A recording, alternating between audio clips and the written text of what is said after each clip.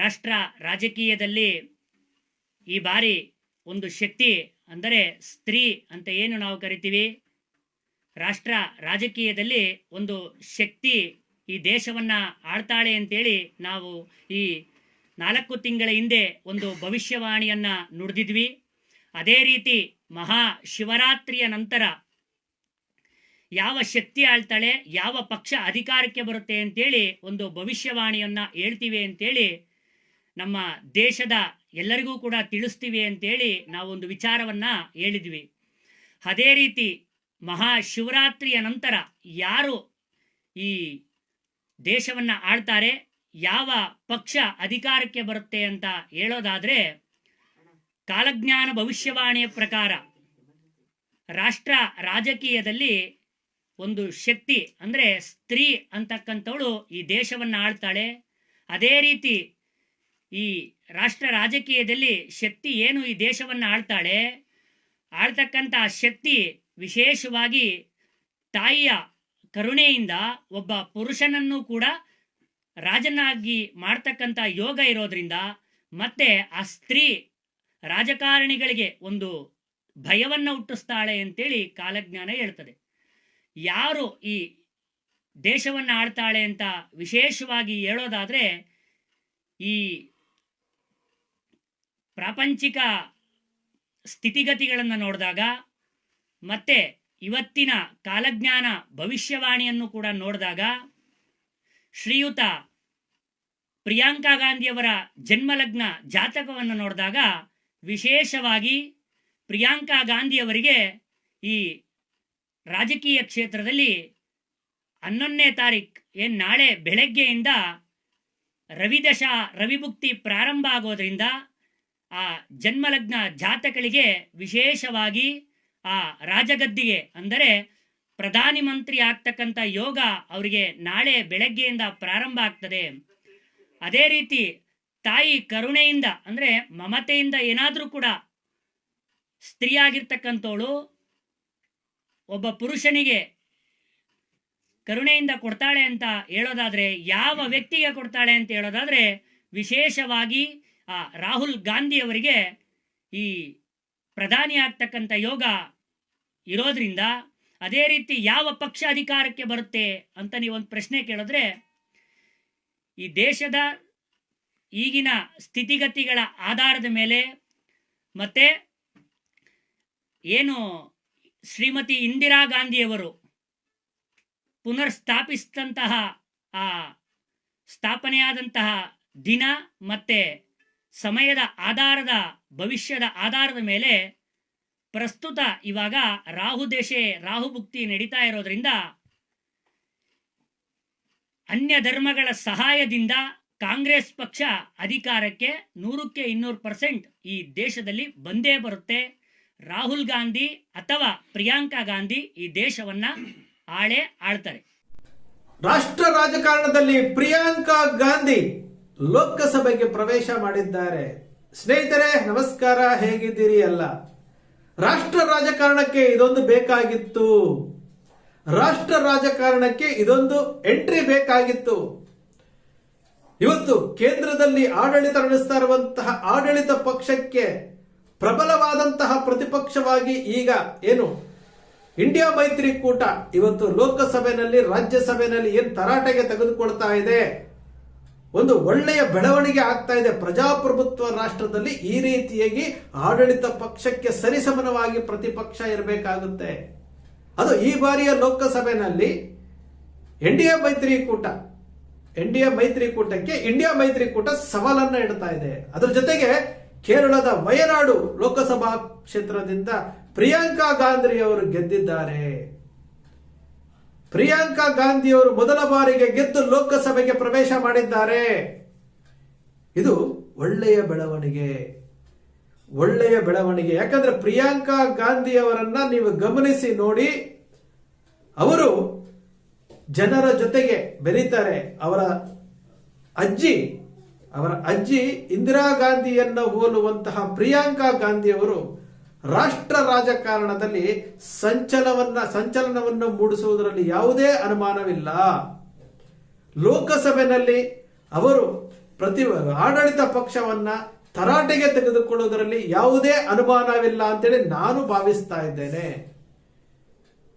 ಹಿಂದೆ ವಿಧಾನಸಭಾ ಚುನಾವಣೆಯ ಫಲಿತಾಂಶ, ಲೋಕಸಭಾ ಚುನಾವಣೆಯ ಫಲಿತಾಂಶದಲ್ಲಿ ಯಶವಂತ ಗುರೂಜಿ ಅವರು ಏನು ತುಮಕೂರಿನಲ್ಲಿದ್ರಲ್ಲ, ಅವರು ಹೇಳಿದ್ರು ಪ್ರಿಯಾಂಕಾ ಗಾಂಧಿಯವರು ಈ ದೇಶದ ಪ್ರಧಾನಮಂತ್ರಿ ಆಗ್ತಾರೆ, ಪ್ರಿಯಾಂಕಾ ಗಾಂಧಿಯವರು ಈ ದೇಶದ ಪ್ರಧಾನಮಂತ್ರಿ ಆಗುವಂತಹ ಯೋಗ ಇದೆ, ಇಂಡಿಯಾ ಮೈತ್ರಿಕೂಟ ಅಧಿಕಾರಕ್ಕೆ ಬರುತ್ತೆ ಅಂತ ಹೇಳಿದ್ರು. ಅಂತಿಮವಾಗಿ ಈಗೇನು ನಡೀತಾ ಇದೆಯಲ್ಲ, ಭಾರತೀಯ ಜನತಾ ಪಕ್ಷ 400 ಪಾರ್ ಅಂತಂದ್ರು, 240ಗೆ ಬಂದ್ರು. ಆ 240ನಲ್ಲಿ 79 ಕ್ಷೇತ್ರಗಳಲ್ಲಿ ಗೋಲ್ಮಾಲ್ ಆಗಿದೆ ಅಂತೇಳಿ ವರದಿ ಬಂತು. ಎಲ್ಲವನ್ನು ಅಡ್ಡದಾರಿನಲ್ಲಿ ಇವತ್ತು ಅಧಿಕಾರ ಮಾಡ್ತಾ ಇರಬಹುದು. ಆದರೆ ಲೇಟ್ ಆಗಾದ್ರೂ ಸಹ ಪ್ರಿಯಾಂಕಾ ಗಾಂಧಿಯವರು ಎಂಟ್ರಿ ಆಗಿದ್ದಾರೆ. ಪ್ರಿಯಾಂಕಾ ಗಾಂಧಿಯವರು ಲೋಕಸಭೆಗೆ ಎಂಟ್ರಿ ಆಗಿದ್ದಾರೆ. ಯಶವಂತ ಗುರೂಜಿಯವರು ಏನು ಕಾಂಗ್ರೆಸ್ ಪಕ್ಷ 200% ಕರ್ನಾಟಕದಲ್ಲಿ ಆಡಳಿತಕ್ಕೆ ಅಧಿಕಾರಕ್ಕೆ ಬರುತ್ತೆ ಅಂತ ಹೇಳಿದಂತ ಯಶವಂತ ಗುರೂಜಿಯವರು ಲೋಕಸಭೆಯಲ್ಲಿ ಇಂಡಿಯಾ ಮೈತ್ರಿಕೂಟ ಒಳ್ಳೆ ಪರ್ಫಾರ್ಮೆನ್ಸ್ ಮಾಡುತ್ತೆ ಅಂತ ಹೇಳಿದಂತಹ ಯಶವಂತ ಗುರೂಜಿಯವರು ಪ್ರಿಯಾಂಕಾ ಗಾಂಧಿಯವರು ಮುಂದೊಂದು ದಿವಸ ಪ್ರಧಾನಮಂತ್ರಿ ಆಗ್ತಾರೆ ಅಂತ ಹೇಳಿದಂತ ಯಶವಂತ ಗುರೂಜಿಯವರು ಬಹುಶಃ ಮೊದಲ ಹೆಜ್ಜೆಯಾಗಿ ಪ್ರಿಯಾಂಕಾ ಗಾಂಧಿಯವರು ಲೋಕಸಭೆಗೆ ಎಂಟ್ರಿ ಆಗಿದ್ದಾರೆ.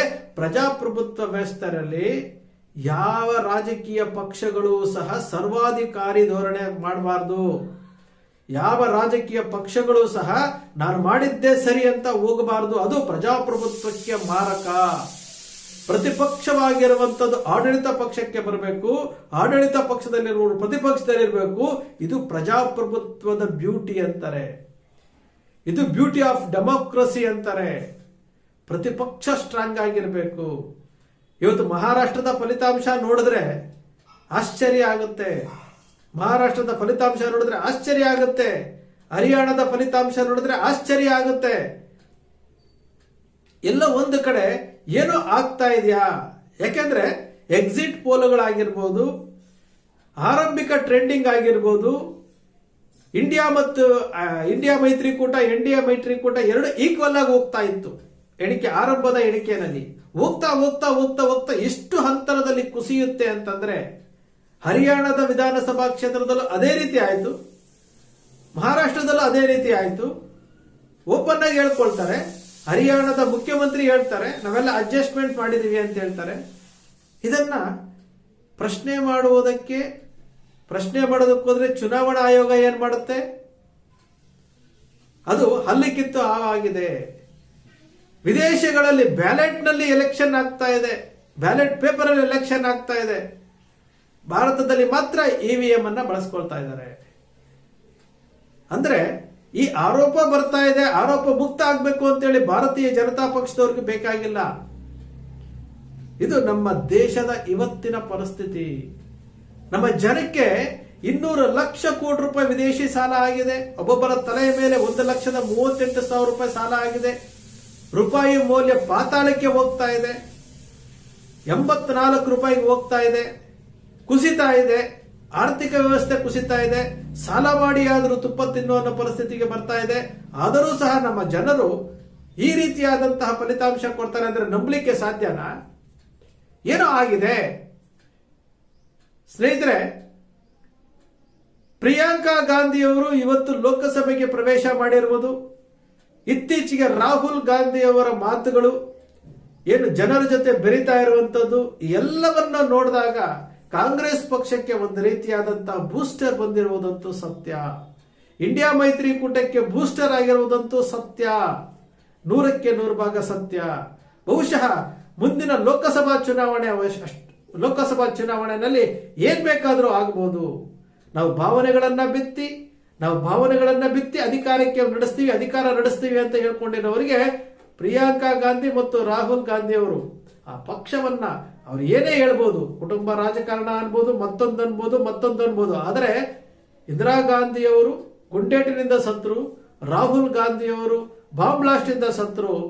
ಆಗಿದ್ರೂ ಸಹ ಇಬ್ಬರು ಮಕ್ಕಳು ಆ ಪಕ್ಷವನ್ನ ಉಳಿಸ್ಕೊಳ್ಳೋದಕ್ಕೋಸ್ಕರವಾಗಿ, ಆ ಪಕ್ಷದ ಕಾರ್ಯಕರ್ತರಿಗೆ ಆತ್ಮಸ್ಥೈರ್ಯ ತುಂಬುವುದಕ್ಕೋಸ್ಕರವಾಗಿ ಇವತ್ತು ಲೋಕಸಭೆಯಲ್ಲಿ ಅವರು ಸದಸ್ಯರಾಗಿ ಹೋಗಿದ್ದಾರೆ. ರಾಹುಲ್ ಗಾಂಧಿ ಅವರು ಪ್ರತಿಪಕ್ಷದ ನಾಯಕರಾಗಿದ್ದಾರೆ. ಪ್ರಿಯಾಂಕಾ ಗಾಂಧಿ ಅವರು ಒಳಗಡೆ ಹೋಗಿದ್ದಾರೆ.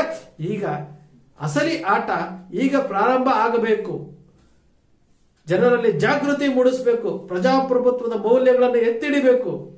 ಆಗ ಮಾತ್ರ ಪ್ರತಿಪಕ್ಷವಾಗಿ ಏನು ಪ್ರಿಯಾಂಕಾ ಗಾಂಧಿ ಅವರು ಎಂಟ್ರಿ ಆಗಿದ್ದು ಸಾರ್ಥಕ ಆಗುತ್ತೆ. ನಿನ್ನೆ ಚುನಾವಣೆಯ ಫಲಿತಾಂಶದಲ್ಲಿ ಪ್ರಿಯಾಂಕಾ ಗಾಂಧಿ ಅವರು ಆಯ್ಕೆಯಾಗಿ ಹೋಗಿದ್ದು ಬಹಳ ಖುಷಿ ಕೊಟ್ಟಂತಹ ವಿಚಾರ. ಪ್ರಜಾಪ್ರಭುತ್ವ ವ್ಯವಸ್ಥೆಯಲ್ಲಿ ಇಂಥವರು ಬೇಕು. ಇದನ್ನೇ ಪ್ರಜಾಪ್ರಭುತ್ವ ಅಂತ ಹೇಳೋದು. ಮಾತನಾಡುವವರು ಬೇಕು, ಪ್ರಶ್ನೆ ಕೇಳುವವರು ಬೇಕು. ಯಾವ ರಾಹುಲ್ ಗಾಂಧಿಯನ್ನ, ಯಾವ ಆಕ್ಸ್ಫರ್ಡ್ ಯೂನಿವರ್ಸಿಟಿನಲ್ಲಿ ಓದಿರುವಂತಹ ಒಳ್ಳೆಯ ಕರಾಟೆ ಪಟು ಅಂತಹ ವ್ಯಕ್ತಿಯನ್ನ ಭಾರತೀಯ ಜನತಾ ಪಕ್ಷದ IT ಸೆಲ್ಗಳು ಪಪ್ಪು ಅಂತ ಹೇಳ್ಬಿಟ್ಟು ಅವರನ್ನ ತೇಜವಧ ಮಾಡಿ ಜನರ ಮುಂದೆ ಅವರನ್ನ ನಿಸ್ಸಹಾಯಕರನ್ನಾಗಿ ಮಾಡಿದಂತಹ IT ಸೆಲ್ನವರು ರಾಹುಲ್ ಗಾಂಧಿ ಅವರು ಈಗ ಒಂದು ರೀತಿಯಾಗಿ ಅದನ್ನೆಲ್ಲ ಮೀರಿ ಬರ್ತಾ ಇದ್ದಾರೆ. ಖಂಡಿತ ಪ್ರಜಾಪ್ರಭುತ್ವ ಉಳಿಬೇಕು ಅಂದ್ರೆ ಪ್ರತಿಪಕ್ಷ ಸ್ಟ್ರಾಂಗ್ ಆಗಬೇಕು. ಪ್ರತಿಪಕ್ಷ ಸ್ಟ್ರಾಂಗ್ ಆಗ್ಲಿಲ್ಲ ಅಂತಂದ್ರೆ ಕರ್ನಾಟಕದ 3 ಬೈ ಎಲೆಕ್ಷನ್ ಅಲ್ಲಿ ಏನ್ ಫಲಿತಾಂಶ ಬಂತಲ್ಲ ಅದೇ ರೀತಿಯಾಗಿ ಮುಂದೆ ಆಗುತ್ತೆ. ಸ್ನೇಹಿತರೆ, ನಿಮ್ಮ ಅಕ್ಷರ ಮೀಡಿಯಾ ಯಾವತ್ತೂ ಸೃಷ್ಟಿ ಮಾಡೋದಿಲ್ಲ, ಕಲ್ಪನೆ ಮಾಡೋದಿಲ್ಲ, ವಾಸ್ತವದ ವಿಚಾರವನ್ನ ವಿಶ್ಲೇಷಣೆ ಮಾಡುತ್ತೆ. ನಿಮ್ಮ ಅಕ್ಷರ ಮೀಡಿಯಾದ ವಿಶ್ಲೇಷಣೆ ನಿಮ್ಗೆ ಇಷ್ಟ ಆಯ್ತು ಅಂದ್ರೆ, ಸಬ್ಸ್ಕ್ರೈಬ್ ಆಗ್ಲಿಲ್ಲ ಅಂದ್ರೆ ಸಬ್ಸ್ಕ್ರೈಬ್ ಮಾಡ್ಕೊಳ್ಳಿ, ಪಕ್ಕದಲ್ಲಿ ಕಾಣುವಂತ ಬೆಲ್ ಐಕಾನ್ ಪ್ರೆಸ್ ಮಾಡಿ, ಶೇರ್ ಮಾಡಿ, ಪ್ರೋತ್ಸಾಹ ನೀಡಿ.